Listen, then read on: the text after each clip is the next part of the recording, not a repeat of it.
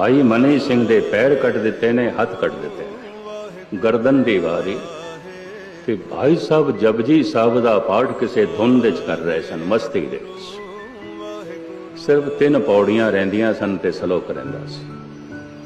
भाई साहब बोल पे, थोड़ी देर रुक जा, मेरा पाठ पूरा होने ले,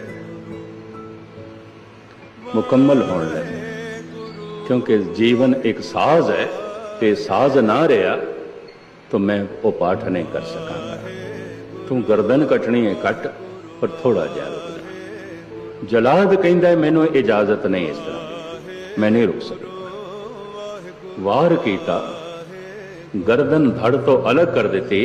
कवि संतोख सिंह जी गुरप्रताप दे लिखते ने, रोम रोम दे उच्ची धुन, सूर जो है सूरज प्रकाश दे लिखते ने, जपजी साहब दी उच्ची उच्ची धुन रोम रोम दे निकल रही सी।